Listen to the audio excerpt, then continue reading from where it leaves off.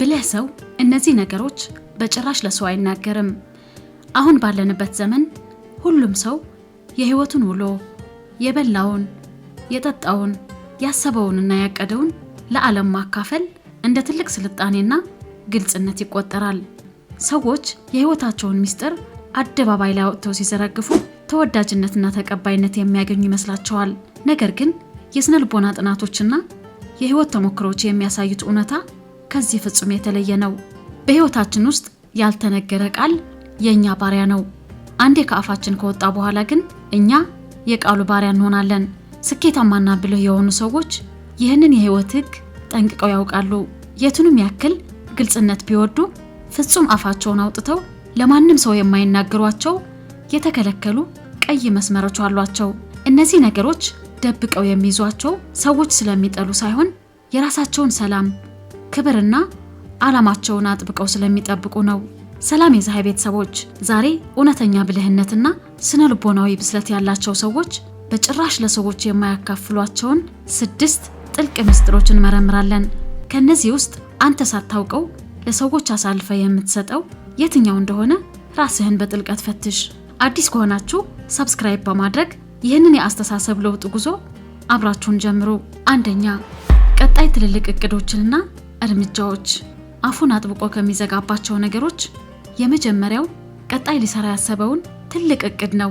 አብዛኛው ሰው አዲስ ቢዝነስ ሊጀምር ሲያስብ፣ አዲስ ትምህርት ቤት ሊገባ ሲያቅድ ወይም ትልቅ የህይወት ውሳኔ ሲወስን ገና ምንም ሳይሰራ ለጓደኞችና ለሚያውቀው ሰው ሁሉ ያወራል። ነገር ግን ሳይንስ አንድ አስገራሚ ነገር ይነግረናል።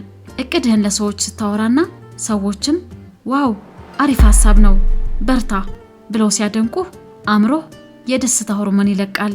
ገና ምንም ሳትሰራ ልክ ስራውን ሰርተህ እንደጨረስከው አይነት የውሸት የእርካታ ስሜት ይሰማሃል። በዚህ ምክንያትም ያንን ሐሳብ ወደ ተግባር ለመቀየር ያለህን ውስጣዊ ሞተርና ተነሳሽነት ሙሉ በሙሉ ይሞታል። በተጨማሪም እቅድህን ለሰዎች ስታወራ በዙሪያ ያሉ ተስፋ ቆራጭ ሰዎች የራሳቸውን ፍርሃት በአንተ ላይ ሊጭኑብህ ይሞክራሉ። ይህ እኮ አይሰራም፣ ከብዶ ትተወዋለህ ብለው ገና ሳትጀምር ይሰብሩሃል። ብልህ ሰው ግን እቅዱን በልቡ ይዞ አፉን ዘግቶ በጸጥታ ይሰራል። ጠዋት ማንም ሳይነቃ ተነስተህ ህልምህን ገንባ። ድምፅ ማሰማት ያለበት ያመጣኸውን ስኬትና ውጤትህ እንጂ ያንተ ባዶ ፉከራ መሆን የለበትም። ሁለተኛ፣ የገቢ መጠንንና የፋይናንስ ሚስጥርን። በህይወትህ ውስጥ ምን ያክል ገንዘብ እንደምታገኝ፣ ባንክ ቤት ውስጥ ምን ያክል ቁጠባ እንዳለ ወይም ምን ያክል ዕዳ እንዳለብህ ለሰዎች መናገር ራስን በገዛ እጅ ማጥፋት ነው። ብልህ ሰው የገቢ መጠኑን ሚስጥር አድርጎ ይይዛል። ለምን? ምክንያቱም የገንዘቡን መጠን ለሰዎች ስትናገር 2 አደገኛ ነገሮች ይፈጠራሉ። አነስተኛ ገቢ ካለ ሰዎች ይንቁሃል፣ ዋጋ ያሳጡሃል። ከፍተኛ ገቢና ሀብት እንዳለ ከተናገርክ ደግሞ ሰዎች አንተን ማየት የሚጀምሩት እንደ ባንክ ቤት ነው። የውሸት ጓደኞች ይበዙብሃል። ብድር ጠያቂው ማብቂያ የለውም። በትንሽ በትልቁ ካንተ እርዳታ ይጠበቃል። ይህንን ማድረግ ስታቆም ደግሞ ትናንት ይወዱ የነበሩ ሰዎች ዛሬ ቀንደኛ ጠላት ይሆናሉ። እውነተኛ ሀብት ጸጥታን ይወዳል፣ ባዶ ኪስ ግን ጫጫታ ይበዛል። ብልህ ሰው የገንዘቡን መጠን በኩራትም ሆነ በቅሬታ ለሰው አያካፍልም። የፋይናንስ ህይወቱ የራሱና የቤተሰቡ የግል ጉዳይ ብቻ ነው። ሶስተኛ፣ የቤተሰብና የቤት ውስጥ ግጭቶች። የትኛውም ቤት፣ የትኛውም ትዳር፣ የትኛውም ቤተሰብ የራሱ የሆነ ውስጣዊ ችግር አለው። ፍጹም የሆነ ግንኙነት የለም። ነገር ግን ብልህ ሰው ከትዳር አጋሩ ጋር የተፈጠረውን አለመግባባት፣ የልጆችን ድክመት ወይም ከወላጆቹ ጋር ያለውን ግጭት አደባባይ አውጥቶ አያወራም። ችግርህን ለሶስተኛ ወገን ስትናገር አንተ ነገ ከቤተሰቦች ጋር ታርቀህ ችግሩን ትረሳው ይሆናል። ነገር ግን ያ የነገርከው ሰው ያንን ችግር ለዘላለም አይረሳውም። ቤተሰብህን በዛ በነገርከው መነጽር ማየቱን ይቀጥላል። ክብራቸውን ይቀንሳል። አንዳንዴም እንደ መሳለቂያ ይጠቀምበታል። የቤትህን ሚስጥር ለውጭ ሰው መናገር የቤትህን በር ከፍተህ ሌባ እንደመጋበዝ ማለት ነው። ብልህ ሰው የቤቱን ክብር አጥብቆ ይጠብቃል።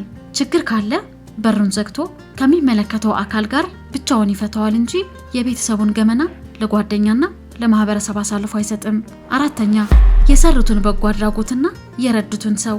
እውነተኛ ጀግንነትና የልብ ንጽህና የሚለካው ማንም ሰው በማያይህ ሰዓት በምታደርገው በጎነት ነው። ብልህና አስተዋይ የሆነውን ሰው ለአንድ የተቸገረ ሰው ያደረገውን እርዳታ፣ የሰጠውን ገንዘብ ወይም የዋለለትን ውለታ ፈጽሞ ለማንም አይናገርም። በጎ አድራጎትህን ለሰው የምታወራ ከሆነ ያ ድርጊትህ ከበጎነት አልፎ ራስን ወደ ማስተዋወቅና ማስታወቂያ ወደ መስራት ተቀይሯል ማለት ነው። እርዳታ ያደረከው ሰውን ለማዳን ሳይሆን ከሰዎች ጭብጨባ ለማግኘት እንደሆነ ያሳያል። ከዚህም በላይ ደግሞ የረዳኸውን ሰው ክብርና ሞራል ክፉኛ ይሰበራል። ብልህ ሰው ቀኝ እጁ የሰራውን ግራ እጁ እንዳያውቅ አድርጎ ይደብቃል። ውለታ የሚውለው ከፈጣሪና ከህሊናው ጋር እንጂ ከማህበረሰቡ ሙገሳ ጋር አይደለም። 5ኛ ሌሎች ሰዎች ያካፈሉትን ሚስጥር። አንድ ሰው አምኖ ውስጥን ያለውን ትልቅ ሚስጥር ፍርሃቱን ወይም ኃጢያቱን ካካፈለ አንተ የዛ ሚስጥር ታማኝ ጠባቂ እንጂ ዜና አቅራቢ መሆን የለብህም። ብልህ ሰው የሰዎችን ሚስጥር ልክ እንደራሱ አድርጎ ይጠብቃል። የሰዎችን ሚስጥር አሳልፈ ለሌላ ሰው ስትሰጥ ምናልባት በዛ ቅጽበት የሰዎችን ትኩረት ታገኝ ይሆናል። ነገር ግን ለዘላለም ታማኝነትህና የሰው ልጅ ክብርህን አጥተሃል። ያ የሚያዳምጥህ ሰው ራሱ በውስጡ ይህ ሰው የሌላውን ሚስጥር ካወጣ ነገም የኔ ማውጣቱ አይቀርም ብሎ ስለሚያስብ ፈጽሞ አያምንህም። በዚህ ዓለም ላይ እንደ ታማኝነት ውድ የሆነ ክህሎት የለም። ብልህ ሰው ሰዎች ያካፈሉትን ሚስጥር ይዞ ወደ መቃብር ይወርዳል እንጂ ለወሬ ማሟያ አያደርገውም።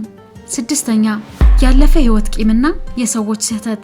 በህይወት ጉዞ ውስጥ መጎዳት፣ በሰዎች መከዳት፣ ገንዘብ መበላትና አድልዎ መደረግ ያጋጥማል። ነገር ግን ብልህ ሰው ትናንት ያጎደሉበትን ሰዎች ስም፣ የበደሉትን በደልና በውስጥ ያለውን ቂም እያነሳ አያወራም። ያለፈ በደል ሁልጊዜ ለሰዎች ማውራት አንተ እንደ ተበዳይ ደካማና አቅመ ቢስ አድርጎ ያሳያል። አእምሮህም ትናንት ውስጥ አስሮ ያስቀረዋል። ብልህ ሰው ስህተት የሰሩበትን ሰዎች ይቅር ይላል፣ አሊያም ትምህርት ወስዶባቸው በዝምታ ይርቃቸዋል እንጂ የቱን ቦታ እየሄደ የእነሱን ስም አያነሳም። ጉልበቱና ጊዜውን ነገ በሚሰራው አዲስ ታሪክ ያውለዋል እንጂ በማይቀየረው የትናንት ታሪክ ላይ አያቃጥለውም። እንግዲህ የዚህ ቤተሰቦች ዝምታ ወርቅ ነው የሚባለው በከንቱ አይደለም። ብልህነት ማለት ብዙ ማውራት ሳይሆን መቼ፣ የትና ምን ማውራት እንዳለብን ጠንቅቆ ማወቅ ነው። ቀጣይ እቅዳችሁ፣ የገንዘብ መጠናችሁ፣ የቤተሰባችሁን ሚስጥር፣ የራሳችሁን በጎነት፣ የሰዎችን አደራና ያለፈውን ቂማችሁን በልባችሁ ውስጥ ቆልፋችሁ ያዙ። እውነተኛ ጥንካሬና ክብር የሚመነጨው ከዚህ ራስን የመግዛት ጥበብ ነው። እስኪ ራሳችሁን በጥልቀት ጠይቁ። ከነዚህ 6 ነጥቦች መካከል እስካሁን ሳታውቁት ለሰው ስታወሩ የነበረውን የትኛው ነው? የትኛው ባህሪስ ከዛሬ ጀምሮ ለማስተካከል ወስናችኋል? ሐሳባችሁን ኮሜንት ላይ ጻፉልን። ይህንን ውስጣዊ ጥንካሬያችሁን አሳድጋችሁ አእምሯችሁን ከፍ አድርጋችሁ በኦንላይን ቢዝነስ ትክክለኛውን መንገድ ማግኘትና የፋይናንስ ነፃነታችሁን ማረጋገጥ ከፈለጋችሁ ዘሃይ ከጎናችሁ ነው። በስቶክ ማርኬት ኢንቨስትመንትና በኢኮኖሚክስ ሱቅ አከፋፈት ላይ ጥልቅ ስልጠናዎች ለማግኘት የዘሃይ ኮቺንግ ቤተሰብ አሁኑን ይቀላቀሉ። ይህ ቪዲዮ አንዳች አዲስ አስተሳሰብ እንደፈጠረላችሁ አምናለሁ። ትምህርት ሰጥቷችሁ ከሆነ ላይክ፣ ሼርና ሰብስክራይብ ማድረጋችሁ አትርሱ። በቀጣይ ጥልቅ በሆነ የህይወት ትምህርት እስክንገናኝ ሰላም። አቅምህን ገንባ፣ ነፃነትህን አውጅ።